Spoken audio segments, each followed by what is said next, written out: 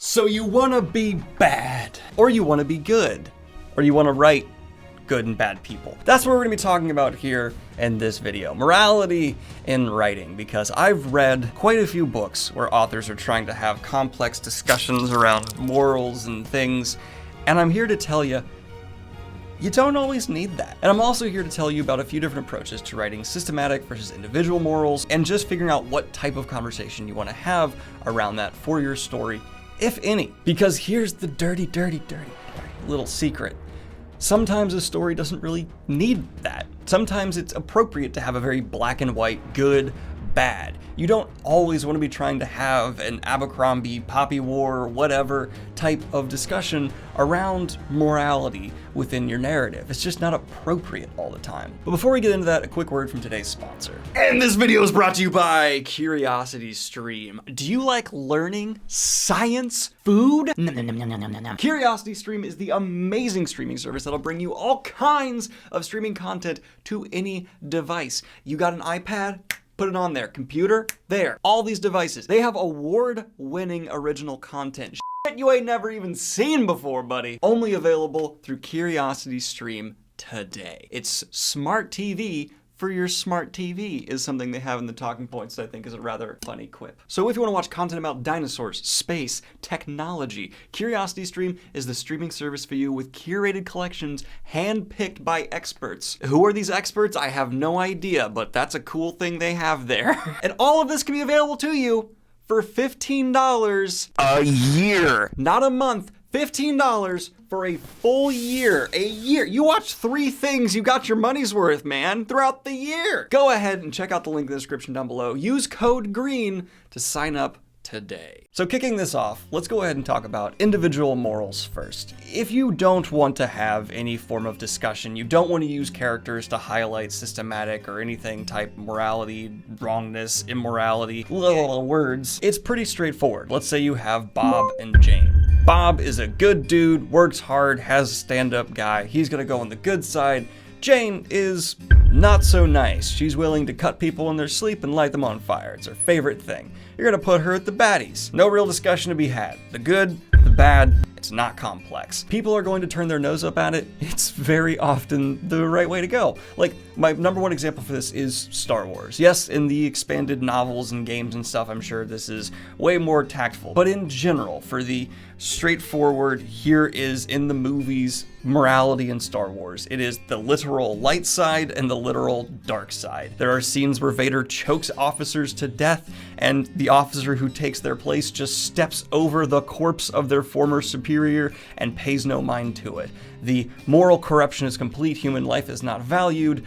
That's the bad. And then you have the good on the other side where Yoda's like, no, we're all connected, blah, blah, blah.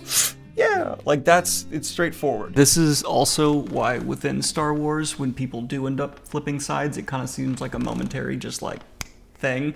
Like you have Anakin being like, oh, okay, I guess I'll join the dark side, so I'll slaughter children. That's kind of what I'm getting at there. It's not really about the complexities of the moral system ongoing. It's just a very like, there's a dark side, there's a light side. And that's appropriate for Star Wars. I'm sure in some of the books it gets more complicated. I want to highlight that again because I know there's going to be comments about that, and I'm sure in the games it does as well. But the wider setting as a whole, the general approach to morality for Star Wars is literally light and dark. And the Star Wars movies would suffer in their end goal if they tried to be more complicated than that. There's a reason there's this approach. They want to be mass appeal. They want to be super accessible to the entire family. They're family films. And there's no issue, there's no problem with that. There's no reason to turn your nose up at that. I know we're in the ultimate, I'm someone who constantly is criticizing Star Wars. We're in the ultimate, crap on Star Wars times, but that's one of the appeals of Star Wars. Everyone kind of likes watching a film that has that kind of popcorn value, and it's totally appropriate. But if on the individual or greater, wider systemic level, you want to have greater, more nuanced conversations around morality, well, on the individual level, taking something as taking a Jane and throwing her with the good guys in a of Bob and throwing her in the bad guys is not only world appropriate very often, but it does add a layer of conversation to be had immediately. And Star Wars has attempted this before in Rogue One. Granted, I don't think they did it very tactfully or actually said anything with it, but they showed rebels killing people to cover their ass, and I think they showed a couple glimpses of humanity within the Empire. Again, I don't think they did it with much tact, but if you do take this approach and really add some nuance to it, then you have immediate conversations and discussion to be had around the circumstances around the characters. It immediately opens that door for the individual and systemic levels. You can look at, well, Jane's working for the good guys, so she's a good person, she's just doing everything for the greater good, right? Well, she lit a child on fire. One of my favorite examples of this is Lord Asriel from his Dark Materials. He's someone who's in the right, kind of, but he murders a child. So he's working against the Magisterium. The Magisterium are the big evil.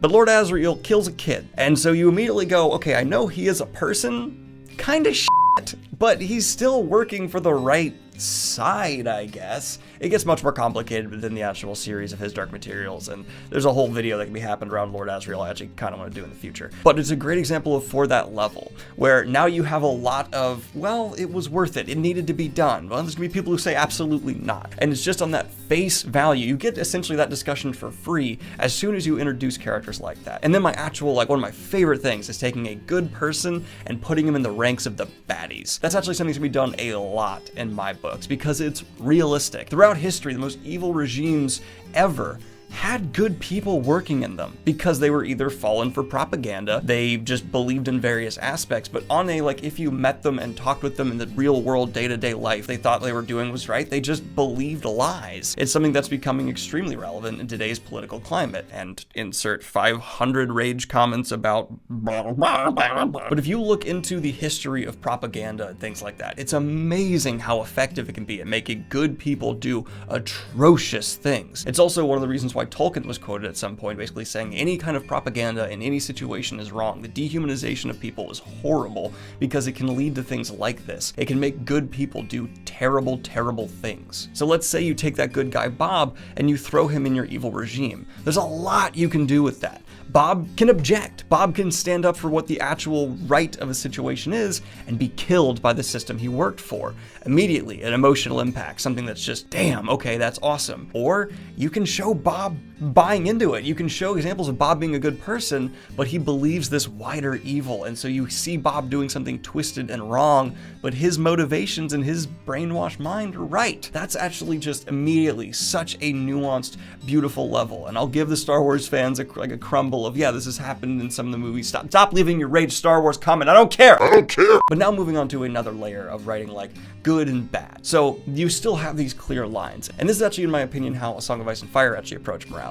You have the clear right, you have the clear good, and you have the clear bad. But in the middle, you put the factions at play. These are people who you aren't sure exactly where they're going to end up, and they are the most realistic real-world approach to the individual moral, conundrum theory that's going to be taking place in your story. And you can have so much fun, so much play as a writer, figuring out where these people will align, how they'll backstab, how they'll maneuver, especially if you're going for a political angle. This is pretty much the best approach to morality you can have. Have your clear good, have your clear bad, and then have the dangerous players in the middle. People that your good needs to get on their side to have a shot at winning, but can you really trust them? People that, if they fall in with your evil side, it's doomed, or it just makes things that much more difficult to actually achieve victory. This is all great playing fields. And of course, you take everything we talk about the individual and the good and bad, and you layer it in here as well, where you flip up misplaced people and show yeah, this guy's kind of awful, but he's working for the good people, so he's actually allowing this good side to achieve a lot of their ends because he's willing to pull the trigger really quickly.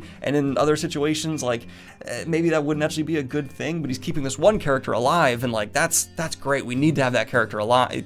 See, it immediately adds just immediate layers and layers and layers. It is very important, though, in my mind, to have a cathartic ending. If you're working with all this, having people fall where it does make sense, or at least justifying enough for people to end up on the good or the bad side. Because if you just have people flip-flopping around wherever it conveniences you for plot, your reader will detect that. It'll ruin all discussion around morality in your story, because it's no longer the actual moral morals going on, it's just servicing plot. And people will notice that, even if they're consciously don't, their brain will, and they will not enjoy the story as much. So you do need to have a full realization of who these characters are, why they're doing what they're doing, and what is enticing them to each side. And then there's one more layer on top of this I see often within handling morals, especially in the modern age of fantasy, and it adds a whole other chaotic layer. And that's do away with the good bad sides. All you have is chaotic elements in the middle. And you have characters, this is much more of an individual leaning approach to having the moral discussion, because you don't have these like beacons of right and wrong. You are purely dependent on the people who are leading these factions, and each one is serving their own self-interests and moving in ways that can be considered like better and good, but they're often even still doing terrible things. Again, this is highlighted in Abercrombie's Age of Madness right now. I also think it was beautifully executed in Rebecca Kuang's Poppy War. Yes, there is a starting of good and bad, but rapidly as this series progresses and the protagonists we're following are willing to go to greater extremes to accomplish their ends, we really start seeing the whole good bad lines be nearly entirely blurred. Especially towards the end of the series, you aren't really left knowing who's good or bad anymore. You're just attached to characters. And this is often very reflective of the real world, where there's conflicts where there's just not the good, the bad, there's just self-serving interests at play. And I want to reiterate, none of these is superior to another. It's just about the type of narrative you are telling. Fantasy is definitely trending away from having the pure good, pure bad, no middle ground, like that's just kind of dying away. But I'm curious to see what people are going to be walking away from this video from and what they think I got right and wrong in the comments down below. Let me know, like and subscribe if you have not already, hit the Patreon for support what I do here, and don't be afraid to change things up, mix it around, and have some fun with morality in your story. Have a good one, y'all. Peace.